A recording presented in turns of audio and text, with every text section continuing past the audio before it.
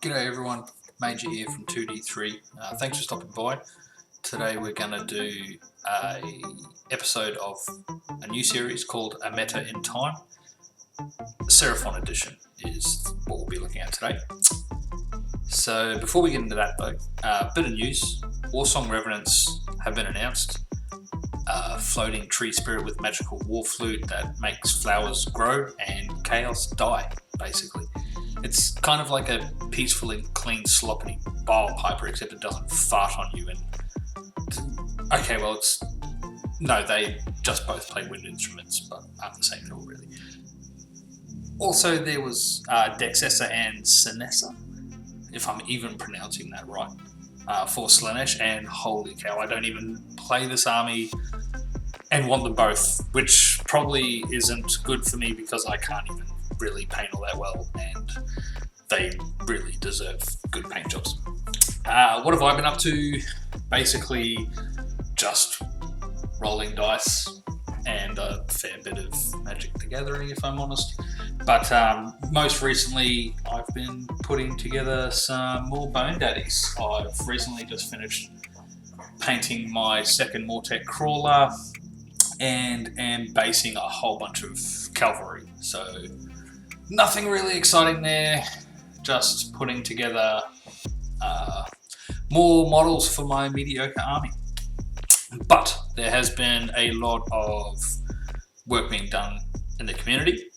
For instance, John has been working on this deliciousness. Keep up the good work, man, that looks awesome.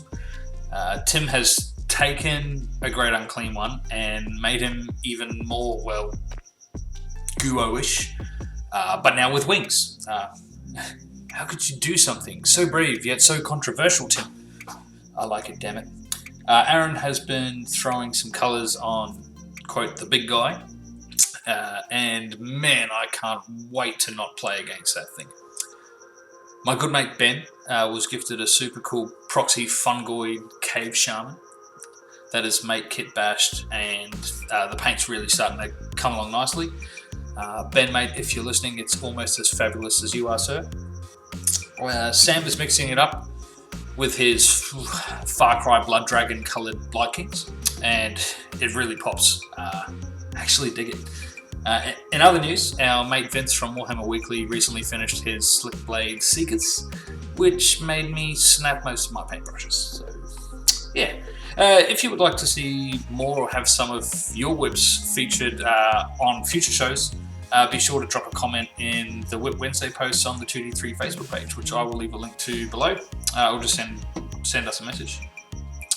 So, getting into it, Seraphon, dinosaurs that ride bigger dinosaurs while shooting lasers and magicking comets and harnessing the power of the sun. There's not many more reasons needed to get into those guys. Probably could just go down and grab a start collecting box now, but today we'll have a bit of a deeper dive into arguably one of the strongest armies in the meta currently.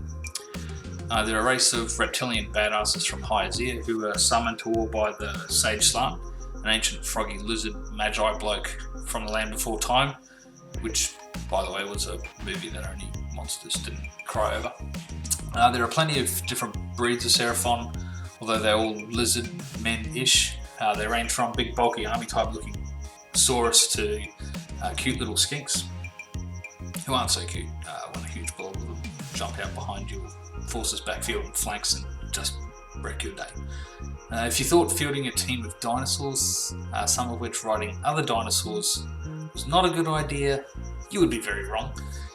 While the infantry is tough enough on its own, the whole army gets turned up to 11 with gigantic dino pets like Carnosaurs and Stegodons, and if you're feeling extra rich, like Forge World rich, you can even get the dinner plate sized Dreadsaurian, who looks awesome and imposing on the table, if only his rules were as appealing enough to justify the $345 Australian dollar price tag, which for those of you who are interested is $21 US more than what our friends in the States actually pay for it.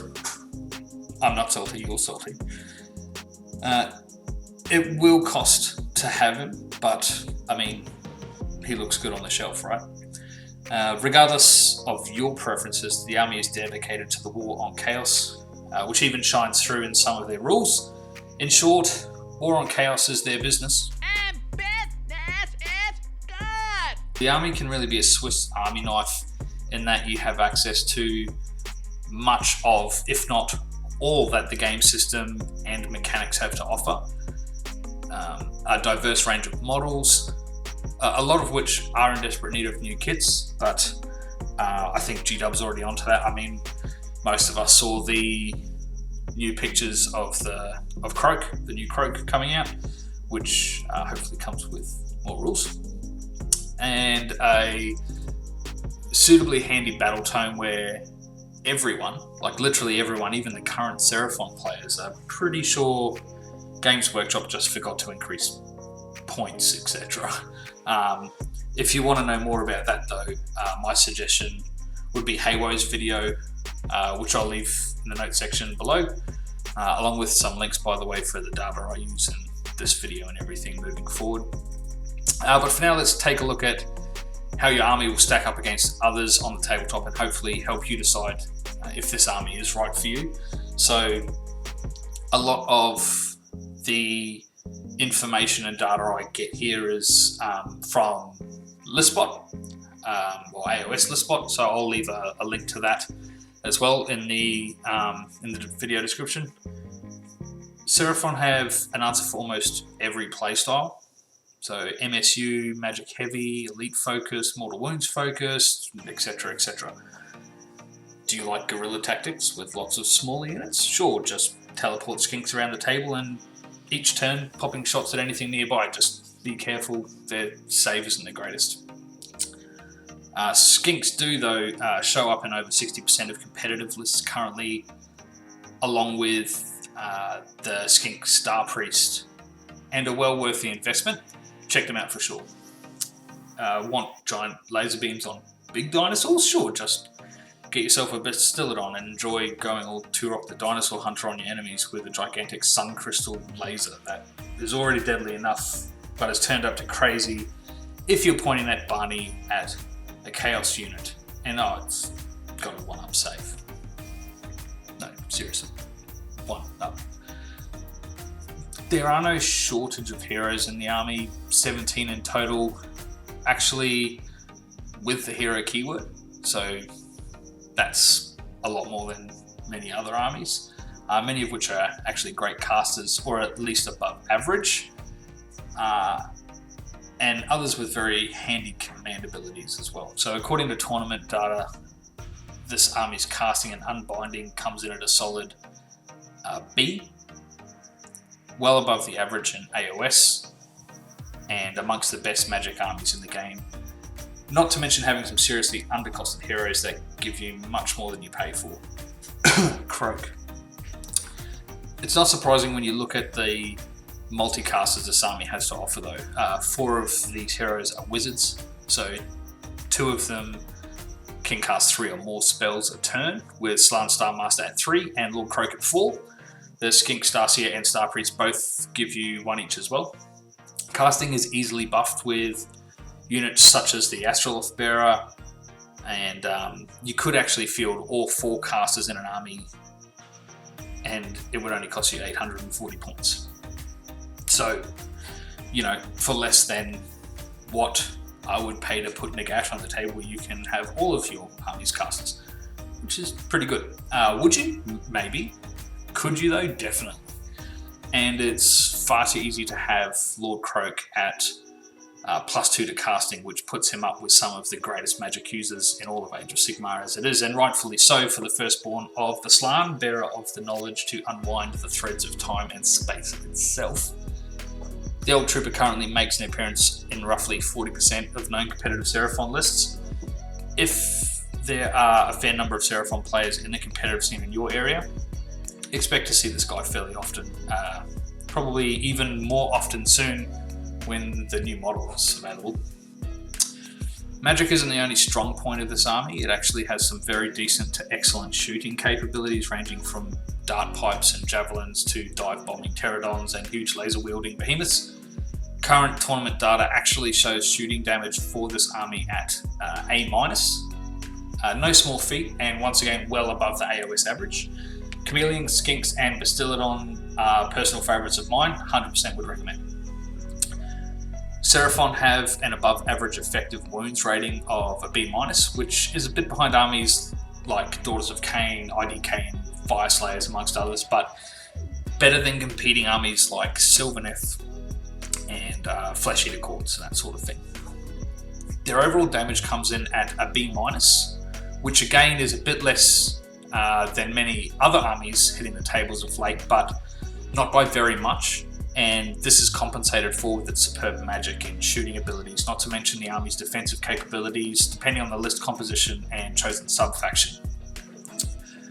Going by recorded stats in the current pool of S and A tier armies, Seraphon also falls behind slightly in the mobility area, coming in at a C+. Lower than Daughters of Cain at an A-, KO at an A, and especially IDK topping the charts at an S, but still sneaks past the likes of Fire Slayers. You can supplement this with some cheeky teleportation shenanigans and decent range of shooting and spells, even before you think of throwing one of your wizards up on a Balwin Vortex anyway. Our cold-blooded Barneys are pretty decent as far as objective control is concerned, matching or outdoing its S and A tier rivals at a respectable C+. To put that into perspective, KO currently rank at C in their area, with Fire Slayers and Daughters of Cain at a C+, and IDK at a C-. Don't be afraid to push those objectives and hold, just keep your heroes near enough to use tools at your disposal, such as AOS reminders, which if you haven't heard of that before, I will leave a link to that as well in the description field below. It's really useful and it'll help you to ensure you don't forget any of those important buffs and spells to further improve your staying power once you actually get to those objectives. There are a number of sub-factions within the Seraphon battle tome. To simplify it a bit, you select either Coalesced or Starborn Allegiance abilities to get started, and within there are a series of sub-factions. 43% of recorded competitive lists are currently rocking the fans of Sotek from within Starborn, which gives the highly common Skinks an extra 3-inch move in the first battle round, and an extra command point on a 3-up for each of your hero phases. That's as long as your general is still alive on the table.